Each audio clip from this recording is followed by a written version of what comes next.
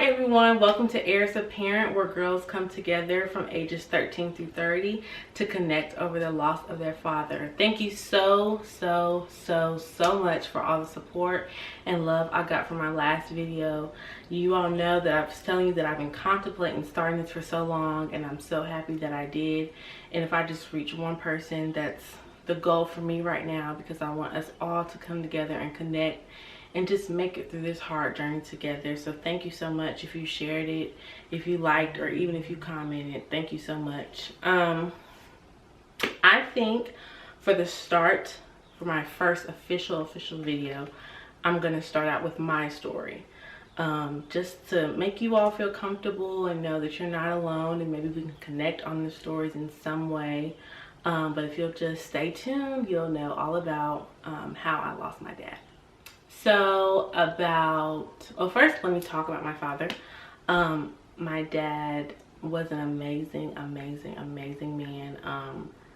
I have never thought that this would happen to me, or something like this will happen to a man that was so amazing, not only to me and to my sister and to my mom, but just to people that came in contact with him. He was such an amazing man.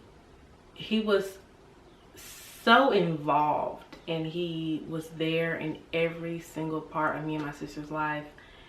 He loved my mom like crazy. It was the best love that I've ever seen a man show a woman. He was there mentally, emotionally, physically. He was just an all-around amazing dad. And I think that when he was here, I took for granted of how amazing he was, and it's something that I definitely lived with and currently still live with today since he's not here.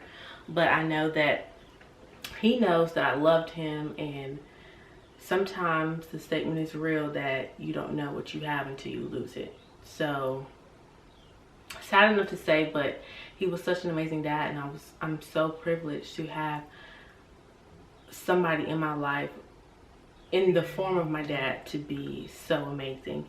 So this all started,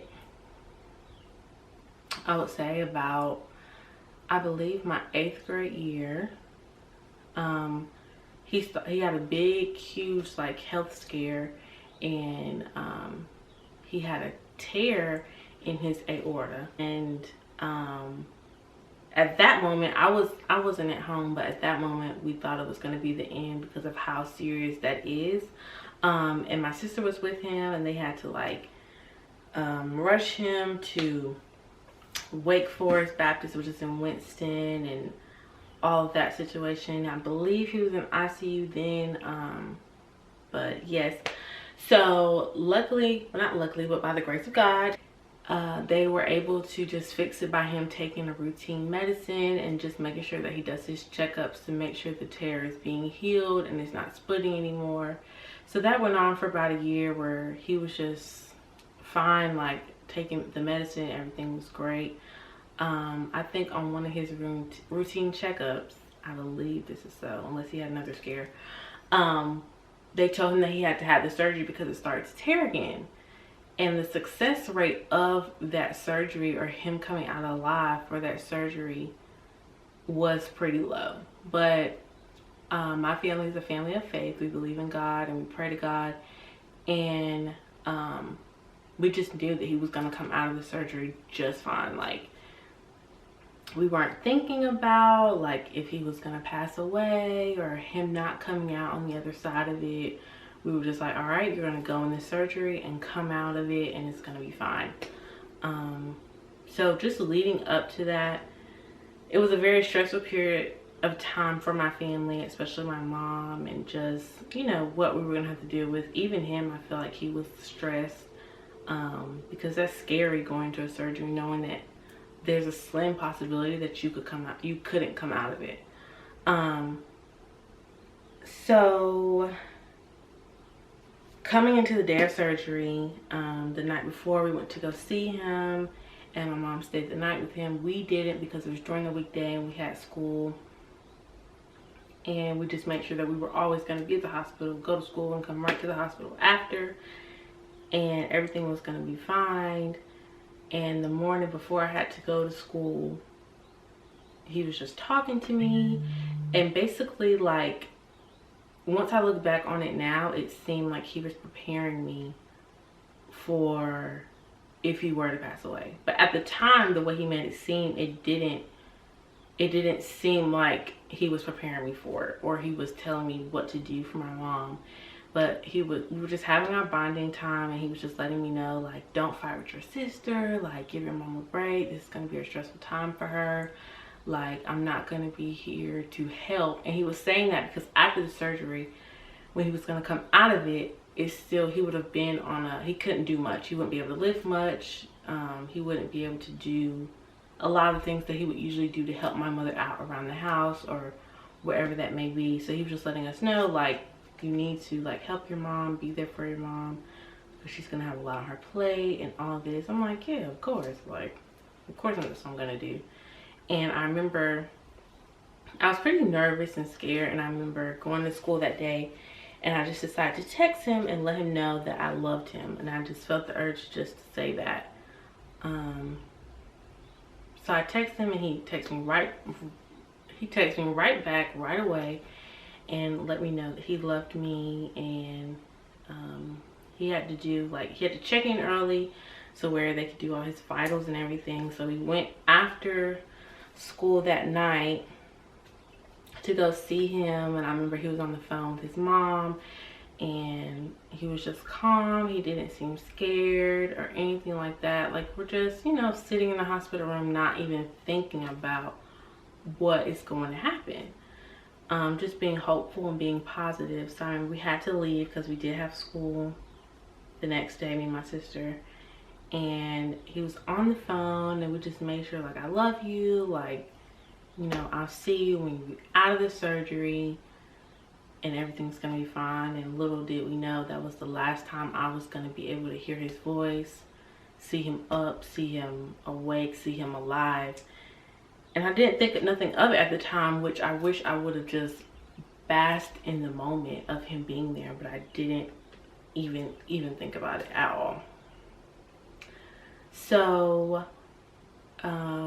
he went through the surgery, and I remember we came back to wait with my mom in the waiting room in the ICU, and they were like, okay, like, he's done, like, you can come see him, he's in ICU. And I was just a little, I still to this day don't really like hospitals or seeing anybody that I love in, like, tubes or, like, even an oxygen mask. Like, you're just in the bed. Like, it's just, I just do not like that. I don't like hospitals. So I knew that I had to brace myself and just, you know, really, because I don't know what he's gonna look like. Me as a 14-year-old, I feel like I was so much younger because of how little that I knew, or how much I'm sure my parents didn't want me to know. So I went back there. It was me, my sister, my mom, and he had, like, a breathing tube, and he was just, you know, still sedated from the surgery, and I, like, could not handle it. Like, on the side that I was on, it was like a tube in his neck, and it was like blood right there. I'm probably serving too many details, but this is like therapy for me. But it was like a tube, and I busted out crying because to me, I've always said that to me, he looked dead already. Like, he was already gone. So at that moment, he was gone to me. Like, that was it. And I just busted out crying. I didn't know how to take it. It was a lot for me. And I just, you know, I left out because I couldn't take it. And after that, it was like, we waited in the waiting room. We waited. And they were letting us know that he wasn't, you know, waking up as fast as they usually do out of the surgery. So we waited. We were there all night. And they told us, you know, go home. Like, there's nothing changing right now. We'll let you know if something changes. And my mom was adamant that you need to let us know, even if he blinks. Like, you need to, you know, anything. He could move a finger up and down. Like, you need to tell me what's happening. So we went home, and of course we're stressed and we're tired because we were there all night. We went to sleep at like 3 a.m. but we're also worried about my dad. And my mom wakes me up in the morning and she's like he was like, they called her, it's like 6 a.m. I think it was, and they let him know that he was up, but when he got up, he just wasn't like, they weren't aware of, like, it wasn't the usual getting up out of surgery. Like, something was off. And there's a lot of blank spaces in this story for me, because for me, I didn't want to know, or I didn't know a lot of what was going on specifically. So they had to do some things, I won't go into detail, but to where they needed my mom at the hospital right away. And I'm like, Mom, like, we still had to go to school the next day. I'm like, Mom, I'm not gonna go to school. Like, that's just not what I'm going to do. Well, technically I had to go to school because my sister was a freshman in college, so she was home from school, whatever. And I'm like, I don't want to go to, like, I'm not gonna go to school. Or my mom's like, just go to school, because she knows how I am with that whole situation. So I went to school and I was crying all day. Like, my guidance counselor at the time called me to her office because I was upset in class, like crying all day, because I just felt that he was gone, or like, what, the last thing I saw of him was not the lively person that I knew him to be. So I was like, he just looks like he's dead. And my guidance counselor, you know, just reassured me that, you know, everything's gonna be fine, you know, just keep your spirits up. So I think I was like in third period, and I decided not to go to lunch that day. I stayed back in my class, and during my lunch period, I got called down to the office for dismissal. I'm not thinking nothing of it, because I'm getting called down to the office. I'm getting ready to go because my dad is in the hospital. Like, I need to go. So I go downstairs, and it's my godmother. My godmother is emotional. She's very emotional. So I see her, and I'm like smiling, because I'm like, whew, like, you don't know the day I had. Like, I'm glad to see you. And she was just looking at me with such a blank face, and like, she gave me a hug and was like, wasn't saying much. So I got in the car, and we went to the hospital, and I'm like, I'm not thinking about any negativity or that he's even passed away. I'm not thinking that's what I'm about to encounter, even though me seeing him the day before, he looked like he's like was passed away, but that next morning they said he woke up. So that's what I'm thinking in my head. I'm still being kind of positive. Whether he was going to come out with complications, at least he was alive. So I was thinking positive. So we get to the hospital, and at the time I didn't know that the pastor from our church comes to the hospital when, you know, somebody dies or whatever. So I see my pastor and his armor bearer, and I was like, okay, like, they're just coming to visit my dad. My dad is in the hospital. Like, okay. So I'm like, hey, like, how you doing? I'm giving them hugs, or they're giving me like such a tight hug. And I didn't know them. My godmother was behind me and was like, she doesn't know, like, don't do anything to make it a scene. So we get in the elevator, and I'm like, why are they not getting in the elevator with us? And she's like, closes the door, like, don't worry about it, like, they'll figure it out or whatever. So we get upstairs, and my grandmother comes out, my dad's mom, and she gives me this tight hug. Okay, I'm still not thinking nothing of it. And this is not the entrance that we usually go in to see him. But I don't know where he's at. Like, when people are out of surgery, maybe they moved him. Like, not thinking anything of it. So then we get in this like small like waiting room, and it's like in the children's part of the hospital. So I'm like, I don't know what we're doing here. And it's like a room, even in that small room, like literally it was so small, it was like people in there that wouldn't just be there. My dad was in the hospital, like, and I'm just looking around, and my mom lets me know like he didn't make it, like my dad didn't make it. And I'm like, no, like, no. Like, I literally bust out crying, of course. I'm like, Mom, what are we gonna do now? Like, because I come from a family where my dad is the head of the household, of course, and he was the foundation and the structure of our family. Like, there was no doubt about it who he was. He was the foundation of our family. I'm like, what are we gonna do now? Like, busting out crying. My sister is not even lifting her head. Like, we're all just like done for. Like, it's so bad, and I've never ever experienced a pain like that in my life, and I didn't think that at the age of 14 that I was gonna experience a pain like that. I just knew for sure that just wasn't going to happen. Like, I just didn't think so. So that's my story on exactly what happened. All this went around Christmas, so we had to wait. That was our first Christmas. We had to wait till after Christmas to actually have the funeral. He died on the 19th, and we had to have the funeral almost 10 days later because it was Christmas and because people were out of town and we couldn't accommodate. So that was the worst Christmas I've ever had. Didn't feel like Christmas. It was just traumatizing for my age, or just for me as a person, because I would have never thought, I mean, you never think your parents are gonna die, but we've never lived without him. So me thinking that we're ever gonna live without him, and letting it happen at such a young age for me, at 14, I would have never ever guessed. So it was a crazy time, and I dealt with the grief in such a weird way.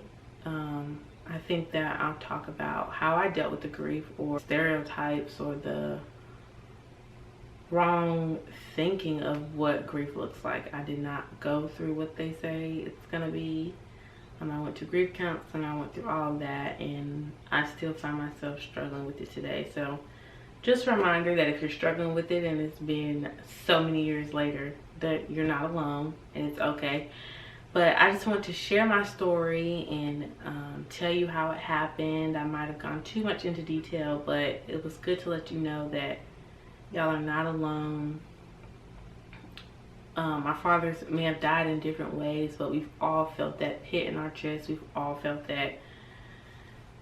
that pain and that hurt when we lose them, whether he was in your life, whether he wasn't in your life. It's just something about never seeing them again that hits you so much. It hits you so differently. It just hits you so differently. So thank you everyone for listening to my story and being there for me.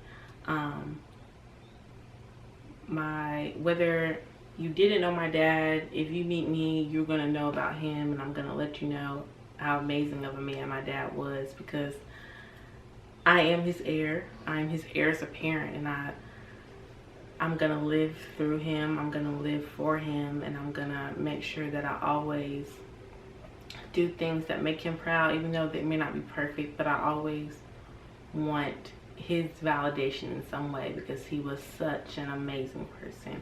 So thank you all so much for watching this video. I know this is a little longer, but I couldn't fit my story in 5 minutes. Maybe I could have, but thank you all for listening, and make sure you tune in next week. Make sure you can comment down below what you all want to see, or anything that you want to say about this journey, because we are on this journey together. Let's connect. We are royalty. We are our Father's heiress apparent, and I love you all, and I'll see you next week. Bye.